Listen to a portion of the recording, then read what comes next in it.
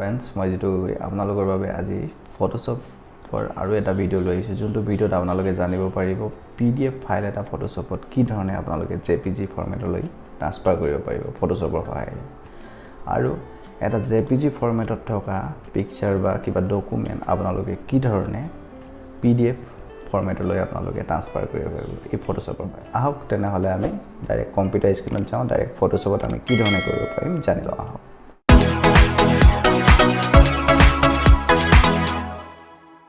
আমি এতিয়া কম্পিউটাৰ স্ক্ৰিনত আহি গলো ইয়াতে আমি এটা PDF ফাইল লম অলৰেডি এটো PDF ফাইলত আছে এটা দেখিব পাইছে আপোনালোকে এটো PDF ত আছে তো এই ফাইলটো আমি এতিয়া JPG লে কনভাৰ্ট কৰিম ফটোশ্বপৰ সহায়েৰে তো আমি ডাইৰেক্ট এনেকৈ ফটোশ্বপত ড্ৰেগ এণ্ড ড্ৰপ কৰি দিব লাগিব আৰু এটো যোনটো ৰিজলিউশনটো আছে আমি পুৰা 300 ত থব লাগিব তেতিয়াহে আমাৰ যোনটো অৰিজিনাল সাইজ হয় ৰিজলিউশনৰ হেটো সাইজটো আমি পাম এনেকৈ লৈ অহাৰ পাছত ড্ৰেগ এণ্ড ড্ৰপ কৰি দিয়াৰ পাছত আমি ইয়াত ওকে কৰি দিব লাগিব ওকে কৰি দিয়াৰ পাছত ইয়াতে ফাইলটো ওপেন হ'ব ফাইলটো এনেকৈ ওপেন হ'ব এটা দেখিছে অলপ ইয়াত খাই হোৱা নাই ইয়াৰ ব্যাকগ্ৰাউণ্ডটো কিন্তু PNG হৈ গ'ল সো আমি ইয়াতে ব্যাকগ্ৰাউণ্ডটো লগাই দিব লাগিব কন্ট্ৰল এ কৰি সিলেক্ট কৰি ল'ব তাৰ পাছত নতুন কৰি ক্ৰিয়েট নতুন লেয়াৰ এটা কৰি ল'ব তাৰ পাছত ইয়াতে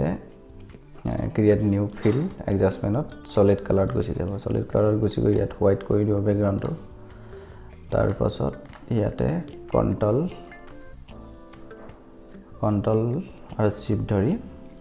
ওপেনিং ব্ৰেকেটত প্ৰেছ কৰি দিব তেতিয়া আপুনি দেখিব এটো ওপৰত গুছি আহিব এ দেখিছে অলপ ওপৰত নাই আমি এটো PDF ফৰমেটত আছিল এতিয়া আমি ইয়াক JPG ফৰমেটত ট্ৰান্সফাৰ কৰিবলৈ হলে আমি ইয়াক ফাইলত গৈ সেভত যাবগৈ সেভ এজত গৈ ইয়াতে যোনটো JPG ফৰমেট আছে এই JPG ফৰমেটত ক্লিক কৰি ইয়াতে সিলেক্ট কৰি দিব তাৰ পাছত সেভ কৰি দিব সেভ কৰি দিয়াৰ পাছত দেখিছে এটো এতিয়া ইয়াত JPG ফৰমেটত আছে এটো দেখিলে আপোনালোকে এনে ধৰণে এটা PDF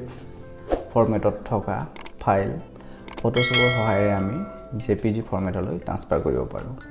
তো এতিয়া আমি এই যোনটো JPG ফৰমেট বনালো সেই ফৰমেটটো আমি কি ধৰণে ফটোশ্বপৰ সহায়েৰে PDF ফৰমেটলৈ নিব পাৰিম এই বিষয়ৰ ওপৰত এতিয়া আমি জানি লওঁ আহক তো এইটো দেখিছে আমাৰ JPG ফৰমেটটো আমি ডাইৰেক্ট ড্ৰেগ এণ্ড ড্ৰপ কৰি ফটোশ্বপত খুলি ললো খুলি লোৱাৰ পাছত same process ফাইলত যাব ফাইলত গৈ সেভ এজত ক্লিক কৰিব সেভ এজত ক্লিক কৰি দিয়াৰ পাছত ইয়াতে যোনটো ফটোশ্বপ PDF ফটোশ্বপ বুলি আছে তাতে ক্লিক কৰি ইয়াত এটো সেম নাম আছে সো এটো মানে নামটো চেঞ্জ কৰি ইয়াক যদি সেভ কৰি দিও তো এটো দেখিছে আমাৰ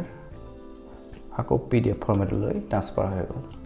এনেকৈ আমি যিকোনো এটা JPG ফৰমেটৰ ফাইল PDF লৈ নিব পাৰো আৰু PDF ফৰমেটৰ ফাইল আমি JPG লৈ নিব পাৰো তো এই কথাখিনি জানি কেনে পালে কমেন্ট কৰি জনাবলৈ নাপাহৰিব আৰু যদি ভাল পালে তেনেহলে লাইক মৰাৰ লগতে নিজৰ বন্ধু বান্ধৱীলৈ শ্বেয়াৰ কৰি দিব আৰু যদি চেনেলটো নতুন কৰি আছে তেনেহলে চেনেলটো সাবস্ক্ৰাইব কৰি ল'ব